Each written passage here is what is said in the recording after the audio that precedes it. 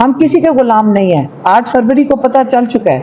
اس لیے ججز کو بھی ہوش کرنی چاہیے کہ انصاف دیں, فوج کو بھی ہوش کرنی چاہیے کہ وہ ہمارے بارڈرز کو پروٹیکٹ کریں اور اپنے لوگوں پہ ظلم نہ کریں.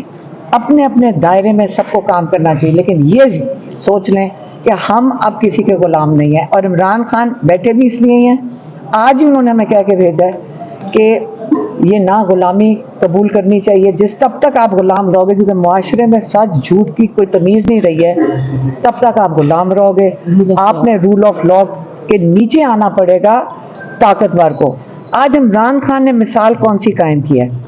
9 مہینے سے ان کا خیال ہی نہیں تھا یہ کیس چلیں گے. عمران خان جلدی کہے گا مجھے جیل سے نکالو, کیونکہ چھوٹے سے دڑمے میں وہ بند ہیں. اب یہ آج کل بتانے کی کوشش کر رہے ہیں عمران خان پتہ نہیں کسی محل میں رہ رہے ہیں, وہ چھوٹے سے 6 فٹ بائی 10 فٹ ہے یا اتنا ہی جو سیل ہے, جو جس کو چکی کہتے ہیں, جس میں عام قیدی ہوتے ہیں, اسی میں بند ہیں. وہ کہتے ہیں میں خوش ہوں ادھر, اللہ تعالیٰ نے مجھے موقع دیا, میں نے قرآن پڑھا ہے. لیکن سب سے اہم بات یہ ہے کہ انہوں نے کہا کہ جو میرے پر یہ الزام لگائیں گے میں لیگل پروسیس کے اندر چلوں گا, میں کیسز کو فیس کروں گا, اپنے آپ کو سرخ رو کر کے نکلوں گا.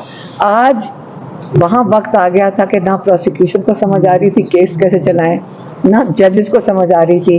اور ججز نے آج کہا کہ ہم کل فیصلہ دیں گے. یقین کریں پروسیکیوشن والے, اور اگر آپ یہ ریکارڈنگ اگر آپ میں سے کوئی وہاں پہ تھا تو آپ کو اگر آپ سن لیتے کیا باتیں ہو رہی تھیں اور پروسیکیوشن کیا کہہ رہی تھی, آپ پاکستانی ہونے کے ناطے آپ کو شرم آتی, آپ کا سر جھک جاتا شرمندگی میں.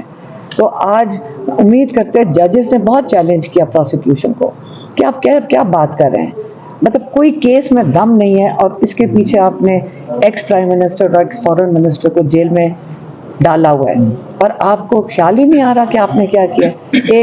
ایک ایسی بات پہ کہ ایمبیسڈر نے کہا ہمارے تعلقات امریکہ کے ساتھ خراب نہ ہو جائیں, اس کے تحت آپ نے ان کو ڈال دیا. اس میں 10 سال سے لے کر عمر قید ہو سکتی تھی. تو آج میرے خیال میں عمران خان نے پروف کر دیا کہ اگر آپ کھڑے رہیں, حق کے لیے کھڑے ہوں, باقی سب مجبور ہو جائیں گے انصاف دینے. اچھا, جب انہوں نے ایسا ماحول تباہ کیا ہے کہ ہماری اخلاقیات اتنی گر چکی ہیں کہ نہ ہم چوری کو برا سمجھتے ہیں, نہ ہم جھوٹ بولنے کو برا سمجھتے ہیں, اور یقین کریں اور غلامی. اور انہوں نے دوسری بات کی کہ ایک نظام پورا جو چل رہا ہے غلامی کا, جس کو پاکستانیوں نے 8 فروری کو میں کہتی ہوں کہ ریجیکٹ کر دیا اور اس کے خلاف کھڑے ہو گئے, وہ اس لیے کیونکہ لوگوں میں کیونکہ دین ہے اور وہ اپنا ایمان لوگوں کا ہے مضبوط. صرف یہ جو اقتدار میں ان کے لیے جھوٹ سچ غداری کوئی بری بات نہیں. اور آج کورٹ کے اندر پہلے ہم ان کی بات سن کر آئے, اور پھر جب کورٹ روم میں بیٹھے تھے تو ہم نے آج غلامی کی اعلیٰ مثال دیکھی.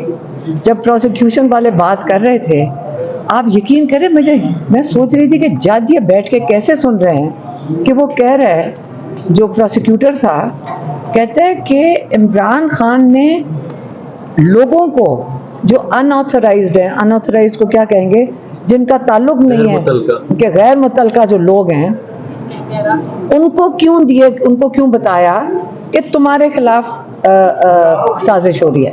یہ سوچو, کہتے ہیں کہ امریکہ جس نے یہ ڈونلڈ لو جس نے یہ سائفر بھیجا تھا, اس کے ساتھ ہمیں خدشہ ہے کہ تعلقات خراب ہو جائیں گے. تو غلامی کی اس سے بڑی مثال ہو سکتی ہے کہ وہ کہہ رہے ہیں جب وہ آپ کو ٹھڈا مارے تو چپ کر کے سر نیچے کرو اور آپ اس کو قبول کرو. اور عمران خان کا قصور یہ ہے کہ اس نے اس قسم کی چیز جو پاکستان کے خلاف سازش ہوئی, ان کے لوگوں کے خلاف سازش ہوئی, انہوں نے نہیں قبول کی.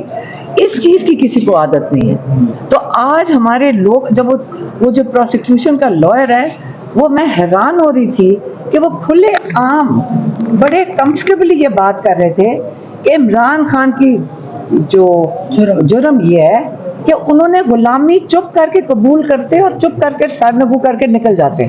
یہ آج مجھے شرم آ رہی تھی, آج مجھے بہت ہمیں شرم آئی کورٹ میں بیٹھ کے کہ ججز نے کس طرح اجازت دی کہ وہ بتا رہے ہیں کہ ملک کے ساتھ غداری ہوئی, ملک کے عوام کے ساتھ غداری ہوئی, کہ کہ لوگوں کو آپ نے اتنا کیڑا مکوڑا سمجھا ہوا ہے.